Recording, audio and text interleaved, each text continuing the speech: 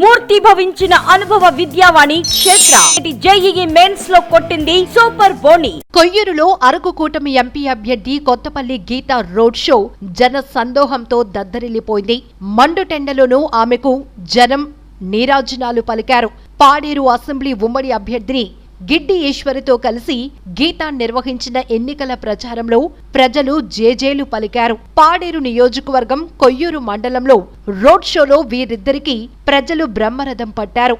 ప్రచార రథంపై నుంచే కొత్తపల్లి గీత అభివాదం చేస్తూ ముందుకు కదిలారు. ఈ సందర్భంగా కొత్తపల్లి గీత మాట్లాడుతూ ఎంపీగా కమలం గుర్తుకు, ఎమ్మెల్యేగా గిడ్డి ఈశ్వరికి సైకిల్ గుర్తుకు ఓటు వేసి ఉమ్మడి అభ్యర్థులను గెలిపించాలని ఓటర్లను అభ్యర్థించారు. కార్లు, బైక్లు ర్యాలీ నిర్వహించగా కిలోమీటర్ల మేర జనం నిలిచిపోయి గీతా ఈశ్వరిని పలకరించారు. ఉమ్మడి పార్టీల నాయకులు, కార్యకర్తలు, అభిమానులు, మహిళలు స్వాగతం పలికి నీరాజనాలు తెలిపారు. రహదారి పొడవునా జైహో గీతక్క అంటూ నినాదాలు చేశారు. ఇంటింటికి వెళ్లి గీత సమస్యలు తెలుసుకున్నారు. వెంటనే ఆమెకు గిరిజనులు తిలకం దిద్దారు. మరోసారి తనను అరకు ఎంపీగా గెలిపించాలని, ఎమ్మెల్యేగా గిడ్డీశ్వరిని గెలిపించాలని అభ్యర్థించారు. మొత్తానికి గిరిజనుల నుంచి కొత్తపల్లి గీతకు అఖండ స్వాగతం లభించింది. మన రాష్ట్రంలో పరిస్థితి చూస్తే ఒక దుర్మార్గపు పాలన ఇక్కడ సాగుతుంది. మన గిరిజన వ్యతిరేక పాలన ఇక్కడ సాగుతుంది. అమ్మా, మనకి సప్లాన్ గ్రాంట్లు ఉన్నాయా? వస్తున్నాయా? మన పిల్లలకి సరైన పౌష్టికాహారం మనకి రోడ్లు సరిగ్గా ఉన్నాయా? మన గ్రామాల్లో దీపాలు వెలుగుతున్నాయా? సర్పంచులకు నిధులు ఉన్నాయా? ఏమీ లేవు. కానీ పట్టాలు ఉన్నాయా? ఇస్తున్నారా? లేవు. పెన్షన్లు ఎంతో మందికి తీసేశారు. ఎన్నో సంక్షేమ పథకాలు తీసేశారు. అభివృద్ధి చూస్తే పెద్ద సున్నా. అవునా? అయితే జగన్మోహన్ రెడ్డి గారు మాత్రం అంటున్నారు, మీ ఇంటిలో మంచి జరిగితే నాకు ఓటేయండి అని. ఏదామా?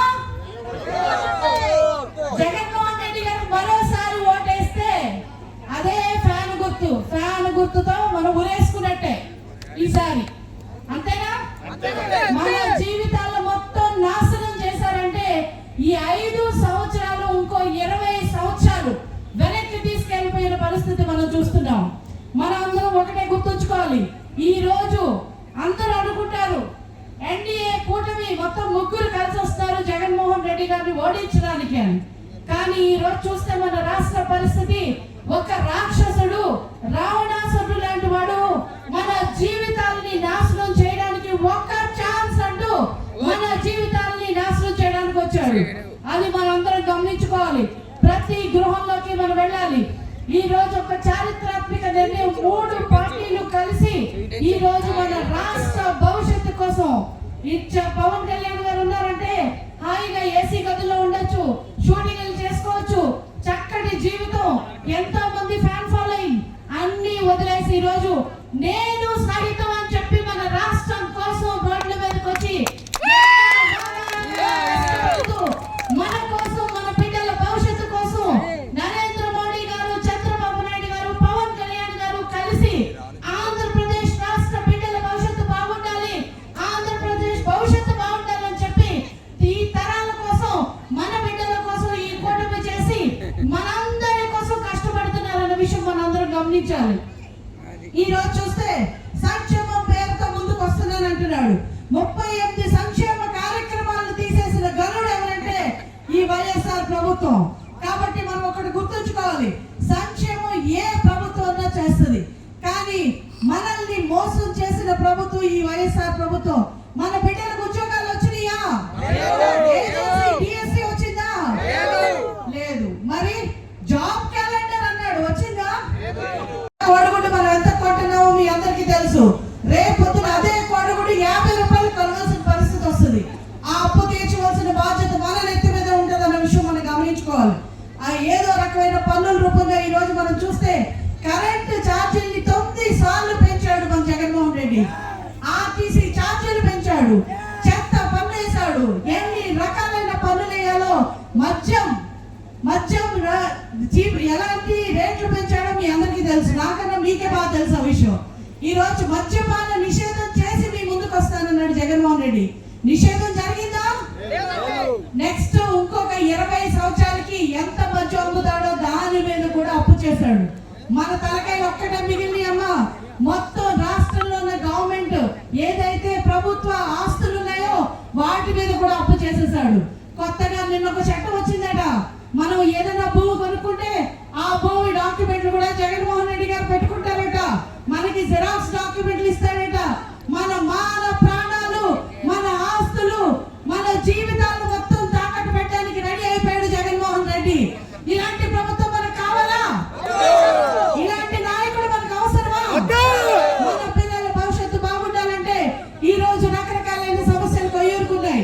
మనం చూస్తున్నాం, ఈ రోజు ఇక్కడ హైవే ఉందంటే అది నేను ఎంపీగా ఉన్నప్పుడు నరేంద్ర మోడీ గారి ఆశీస్సులతోటి మనం పెద్ద హైవే తెచ్చుకున్నాం. రాంపచోడవరం నుంచి అరకు విజయనగరం వరకు వెళ్తున్న హైవే. ఆ తర్వాత మనం చూస్తే మెడికల్ హాస్పిటల్, దాని మీద అసలు నరేంద్ర మోడీ గారి ఫోటోయే ఉండదు. ఆయన అందులో పెట్టింది 0, 1 రూపాయి కూడా రాష్ట్ర ప్రభుత్వానికి కాదమ్మా. ప్రతి రూపాయి 650 కోట్లు కేంద్ర ప్రభుత్వం పెట్టిన డబ్బులు అవి. అలాగే కాకుండా ఈ రోజుల్లో మనం చూస్తున్న సంక్షేమ పథకాలు, మన గిరిజనులకు వచ్చిన ప్రతి రూపాయి కూడా కేంద్ర ప్రభుత్వ నిధుల నుంచి వస్తుంది. నేను ఇక్కడ ఉన్నప్పుడు కొయ్యూరులో చాలా మంది రోడ్లు ఇవ్వడం జరిగింది. ప్రధానమంత్రి గ్రామీణ సడక్ యోజన ద్వారా రోడ్లు ఇచ్చాం, చాలా మంది వికలాంగులకు సైకిల్ ఇచ్చాం, వీధి దీపాలు ఇచ్చాం, ఎన్నో రకాలైన అంబులెన్స్ ఇచ్చాం, ఎన్నో రకాలైన ఫెసిలిటీస్ చేసుకున్నాం. ఎంపీగా ఉన్నప్పుడు కొయ్యూరు నేను చాలా సార్లు సందర్శించడం జరిగింది. ఇక్కడ ఉన్న నాయకులు చాలా మంది తెలుసు ఆ విషయాలు. వారు ఏకలవ్య స్కూల్ బాలారం తెచ్చుకున్నాం, ఇప్పుడు కూడా మేము తెచ్చుకున్నదే. ఈ 5 ఏళ్ల బట్టి ఇక్కడ ఉన్న ఎంపీ ఏం చేసిందా అంటే మీకు ఎవరైనా చూసారమ్మా? వచ్చారా? పాడేరు గ్రామానికి, పాడేరు నియోజకవర్గానికి చెందినామే. దేవుడు గారు మంచి నాయకుడుగా ఉండేవారు. వారి బిడ్డ ఉండి వైఎస్ఆర్ హయాంలో ఇప్పుడు జగన్మోహన్ రెడ్డి గారు జాయిన్ అయిన మాధవి గారు, కనీసం ఆమెకి ఒక గిరిజనురాలుగా జగన్మోహన్ రెడ్డి ఎప్పుడైనా అపాయింట్మెంట్ ఇచ్చాడా? కనీసం మనకు ఒక విలువ ఇచ్చాడా? ఇక్కడ ఉన్న ఎమ్మెల్యే ఎన్నిసార్లు కలిసింది?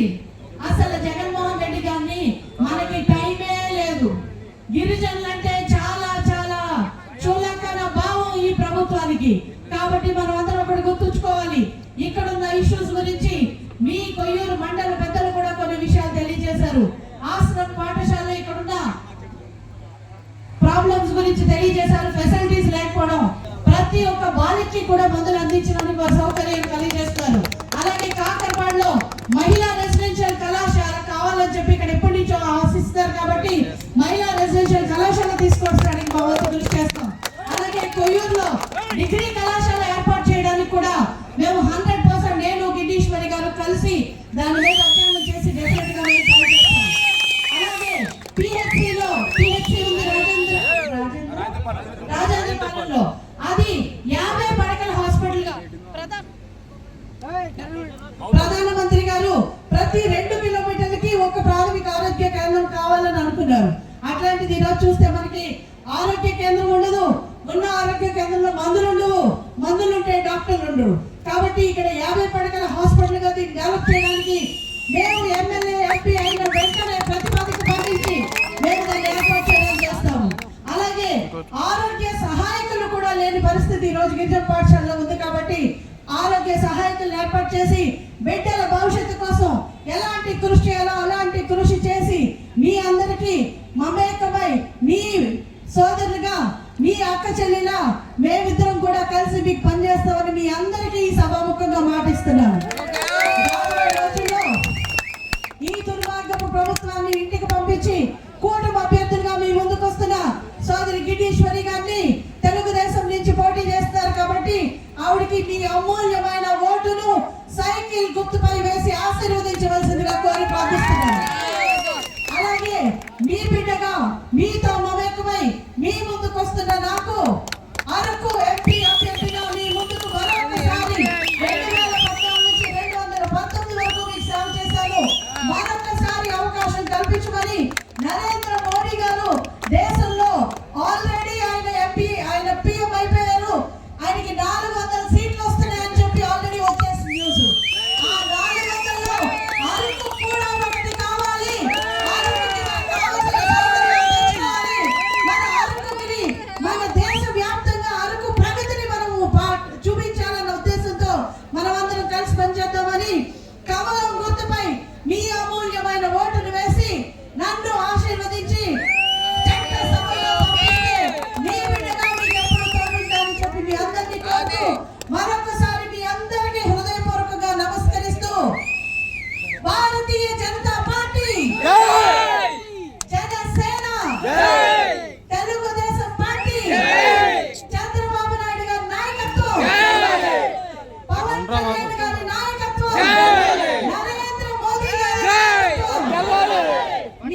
అందరికీ కూడా మరొకసారి హృదయపూర్వక ధన్యవాదాలు.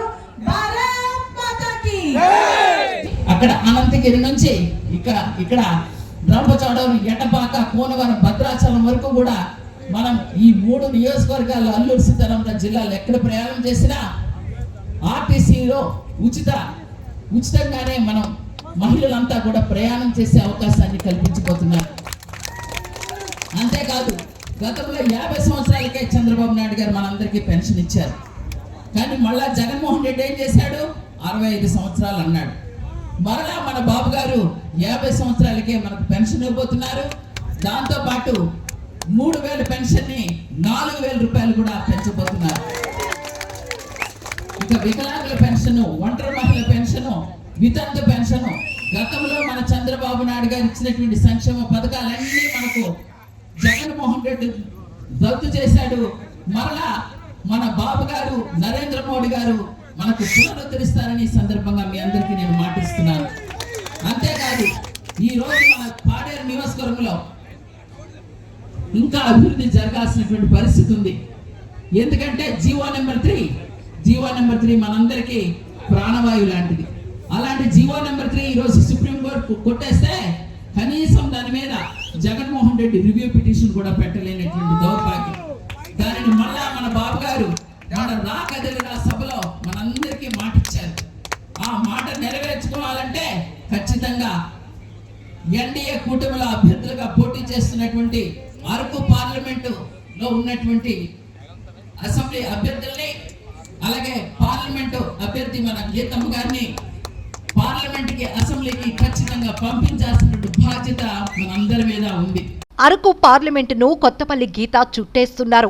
7 నియోజకవర్గాల్లో విజయవంతంగా పర్యటనలు ముగిస్తున్నారు. అడుగడుగునా ప్రజలు నీరాజనాలు పలుకుతున్నారు. అరకు పార్లమెంటు పరిధి మన్యం జిల్లాలో గత 4 రోజులుగా జరుగుతున్న ఎన్నికల పర్యటనలు అరకు పార్లమెంటు బీజేపీ కూటమి అభ్యర్థి కొత్తపల్లి గీత విజయవంతంగా జరిపారు. వివిధ గిరిజన మండలాల్లో సుడిగాలి పర్యటనలు చేశారు. అరకు పార్లమెంటు ఎంపీగా గతంలో తాను చేసిన అభివృద్ధి పనులు కొత్తపల్లి గీత గుర్తు చేశారు. గిరిజనులు కూడా గీతమ్మ చేపట్టిన అభివృద్ధి పనులను పలువురు గుర్తు చేస్తూ ప్రచారంలో గీతక్క వెంటే నడిచారు. పార్వతీపురం, సాలూరు, కురుపాంలో ఎన్డీఏ కూటమి ఎమ్మెల్యే అభ్యర్థులు ఏర్పాటు చేసిన రోడ్ షో ప్రచార కార్యక్రమాల్లో పాల్గొని పలువురు ఓటర్లను ప్రత్యక్షంగా కలిశారు గీత. అశేష జనవాహిని మధ్య ఉమ్మడి పార్టీల నాయకులు, కార్యకర్తలు, అభిమానులు చేసిన కరతాళ ధ్వనులతో మన్యం జిల్లా దద్దరిల్లింది. రహదారికి ఇరువైపులా మహిళలు పెద్ద ఎత్తున హారతులతో స్వాగతం పలికి ప్రజా నీరాజనం పలుకుతున్నారు. అరకు నియోజకవర్గ పార్లమెంటు పరిధిలో ఉన్న 7 నియోజకవర్గాల్లో ఇప్పటికే సుడిగాలి పర్యటనలతో గిరిజనులతో మమేకమయ్యారు కొత్తపల్లి గీత. సుమన్ టీవీలో మీ పర్సనల్ అండ్ బిజినెస్ ప్రమోషన్స్ కోసం కింది నెంబర్కి కాంటాక్ట్ చేయండి.